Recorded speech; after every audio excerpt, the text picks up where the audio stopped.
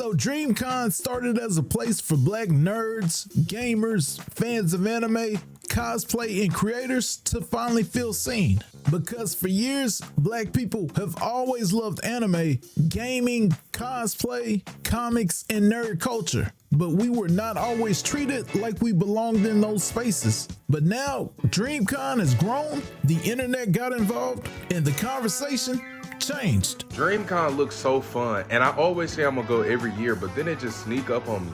Now finding out it's freaky too. DreamCon was overly freaked out. Like when I was seeing the videos popping up on my timeline, I thought that was some type of porn convention. So I just landed back home from DreamCon and I had a good time, but if I learned one thing about that convention this weekend, if you send your girl to DreamCon by herself, I'm sorry for your loss. Because this year, people weren't just talking about panels, cosplay, gaming, and black creator culture. They were talking about uppies, freaky costumes, adult creators, hotel freak-offs, and why DreamCon started looking like Comic-Con after dark. So the real question is simple. Did DreamCon get too freaky? Or is the internet just shocked that nerds are grown too? But before we get into it, show the channel some love, hit the sub button, hit the like button, hype this thing up. Cue the clip. This that Raymundo Reacts, huh? Y'all came in for the laughs, huh? You did. Stay for the commentary cause it makes sense, huh? Real talk. That boy is good. I wanted black people to feel welcome at these conventions and give them a space to meet like-minded people. Because I felt like if I never met RDC, who knows what would happen. So for the first year of DreamCon, we landed at like 600 people. Damn, these niggas really came here. This is crazy.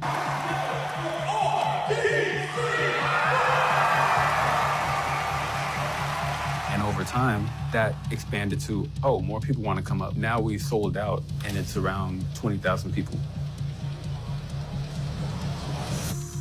The energy at DreamCon is, I don't want to be corny, but it really is electric. We played a big role in bringing that culture and cultivating it. It's okay to be in this community. You don't have to worry about, oh, I'm trying to look cool. And to me, that's the best part about the con. From what I've seen, DreamCon looks dope because black nerds didn't always have a space where they could show up, cosplay, talk anime, talk gaming, and not feel like the odd person in the room. A lot of us grew up loving this stuff, but the mainstream acted like black people being into anime was some new discovery. So DreamCon continuing to grow and getting as big as they are is a real cultural win. But like everything that gets big, once the cameras, the clout, and the internet gets involved, the story starts to change a bit. And this year, the internet said DreamCon had a little too much cream in the con.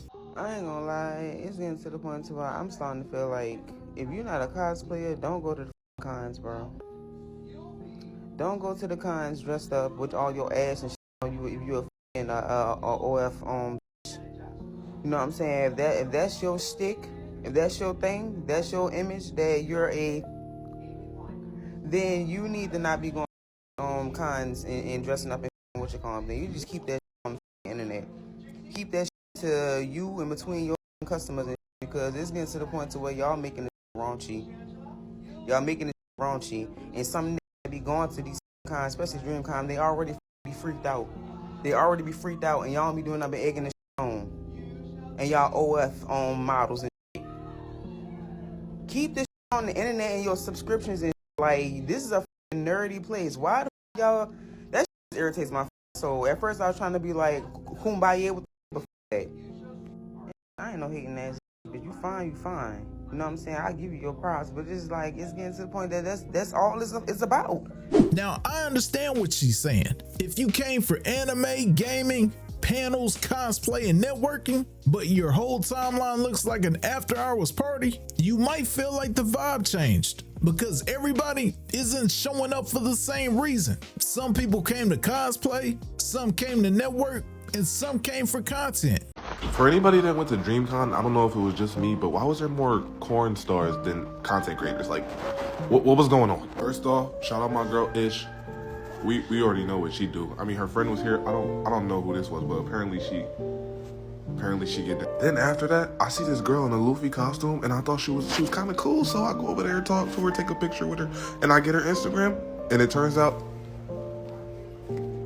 Do y'all know who this is? All I'm gonna say is that it took one Google search, 2 footlongs at one time. DreamCon was lit though, but goddamn, it was flooded. Now here's where the internet got jokes, because some people thought they were just taking pictures with cosplayers. Then they went home, searched Instagram, and found out the cosplay had a subscription plan. And look, adults are gonna do what adults do, but it does change the energy when cosplay starts feeling less like a character appreciation and more like marketing. Some people went looking for anime content and accidentally found the premium content trailer. That's a different convention experience. Now this next part is where I had to do some investigation, because personally, I didn't know what an uppie was. I thought we were talking about anime conventions. Next thing I know, men out there curling women like dumbbells. And apparently, not everybody's qualified for this activity. Oh man, your cosplay looks great. Let me get a nice little squeak. What do you mean don't touch you? Then why the fuck are you dressed like that? Whore, I bet you can't name even 3 devil fruits. Uppies, can I give you uppies? What do you mean I can't? You guys let that guy on Instagram do it? Huh, I bet it's because he's tall and got muscles. You girls are all the same.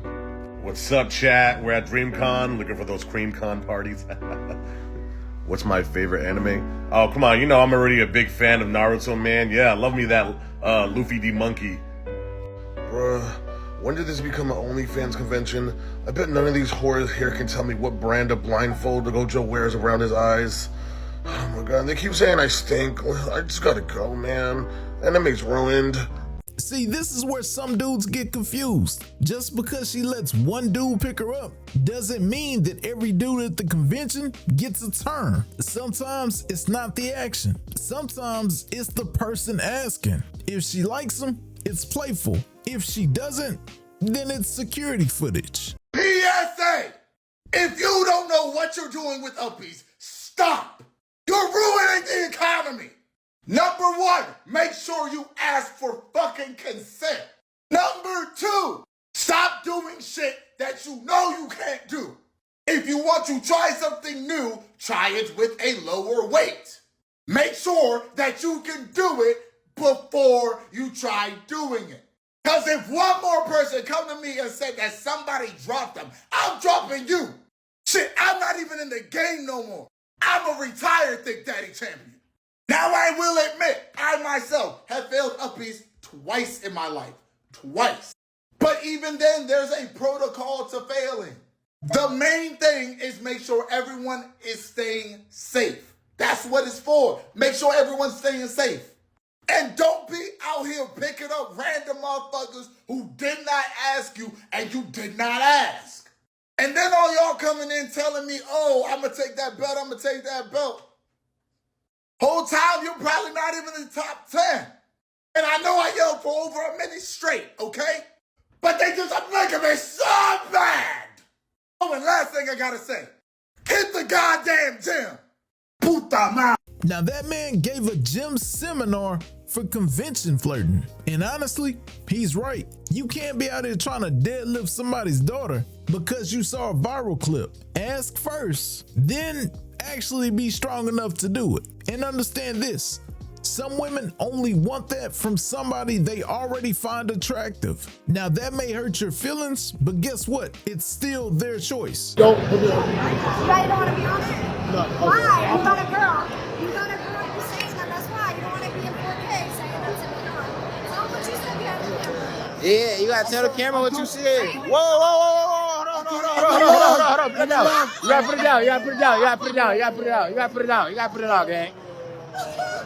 Yo, the lawsuit coming soon, but we gonna beat the case.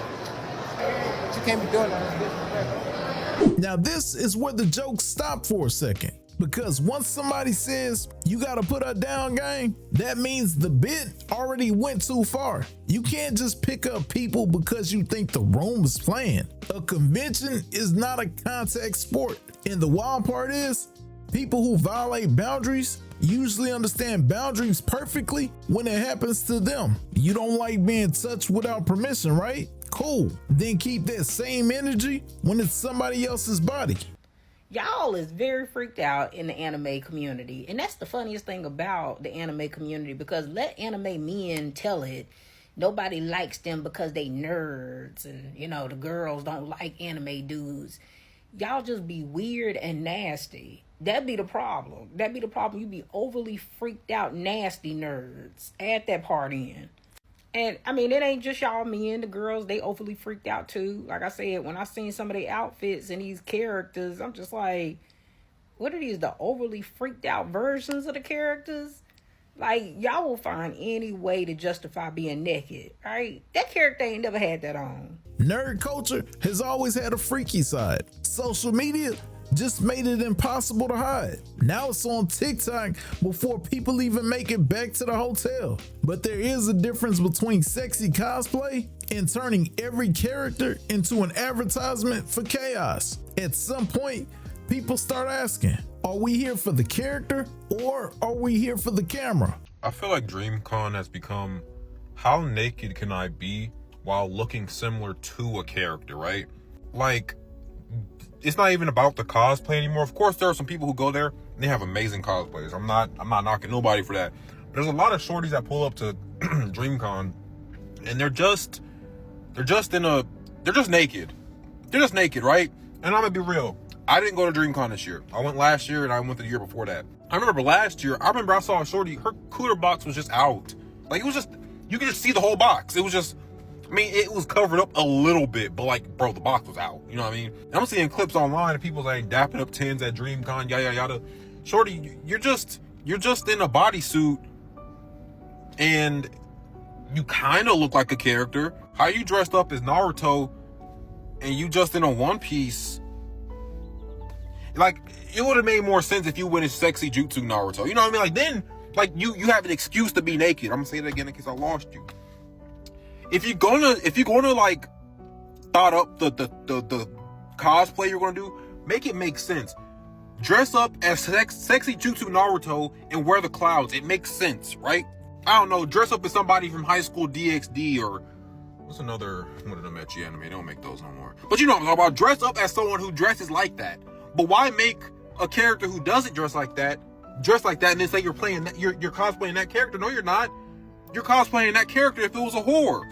Now there's a difference between sexy cosplay and I put on a headband, so now I'm Naruto. At some point, the character got left at the hotel. And I'm not mad at grown people being grown, but if the only thing that's connecting you to the character is a color scheme and confidence, people tend to notice. That doesn't mean you can't look good. It just means everybody isn't gonna call it cosplay. People are saying stuff like DreamCon, more like FreakCon. On a video I saw on my For You page, and then I saw a comment where someone was like, oh, I came a virgin and left deflowered or whatever the heck. I don't think it's the same for guys. I don't think guys, whatever, they could be deflowered too. But the thing that's funny, people are like, wow, that's really giving the con a bad name. I hate to break it to y'all. It's not just DreamCon where people are doing that. If y'all don't know this now, nerds are really freaked out. Like any variation of nerds, from sci-fi to anime to superhero comic book fans, theater geeks, all freaked out, y'all. Most people are freaked out. I can literally name a handful of times, which isn't that many, but more than one time where parties with a bunch of nerds have ended very sexually. No, she is exactly right. It is not a DreamCon thing that people get freaky. It is just conventions in general. Maybe just even anime conventions. I got just a quick story. One time in, I believe it was Anime Fest, which I know is no longer happening in its full capacity. But a long time ago, I was going up to my hotel room on night of Anime Fest. I turn around and there's this lady in a business suit with a folder saying, I want to go in this room with you. Never seen this lady before in my life, and I was freaked the heck out. Yeah, freakiness is everywhere. Now, am I the only one that wants to know if he cracked? Because you can't just drop a story like that and keep it moving like we don't need to know the ending. A woman in a business suit with folders and she wanted to go to the room and you just got scared? I don't know, man. Sometimes I feel like certain people who look like they have no motion just make up stories to sound cool. But maybe that's just me. Either way, that story definitely supports the idea that conventions have always had some after hours energy. So I just got off the phone with my husband from pressing his ass because not me thinking I'm sending his ass off to our nerdy convention, and really the nickname for DreamCon is Creme Con. Now what did I miss? What? Why did I have to find out from TikTok that the nickname for the convention is Creme Con? Hey, what is y'all doing over there? I thought y'all was just cross-playing, put it on costumes. Okay? At least when I go to my book events, the freakness is in the pages. It's not happening in real time. Okay? Don't, look, my bun is in distress. I'm turning into Nene. What is happening? Don't piss me off. Now this is wild. Imagine your man or your lady, they tell you they're going out of town to a convention to take pictures with some cosplayers dressed like Naruto, buy a couple of mangas, then TikTok shows you a different story. That's why this topic caught fire. And once a nickname like Creme Con sticks, it's hard to unsee it. At that point, the jokes were bigger than the event. So here's my final take. DreamCon is still a dub. Black nerds, gamers, anime fans, creators deserve a space where they feel seen. And I don't want people to use a few viral clips to disrespect what RDC and their whole community built. But at the same time, when an event gets this big, the culture around it is gonna get messy. Some people came for community, some people came for cosplay, some people came for content, and some people came acting like they were trying to unlock a side mission at Freaknik. But consent, respect, and self-awareness still matter. So did DreamCon get too freaky? Or is the internet just acting shocked that nerds are grown too? Y'all let me know in the comments. And if you enjoyed the content, hit that sub button to the right, show the channel some love, and to the left, more dope content. Until next time, I'm out. This that Raymundo Reacts, huh? Y'all came in for the laughs, huh? You did. Stay for the commentary cause it makes sense, huh? Real talk. That boy is good.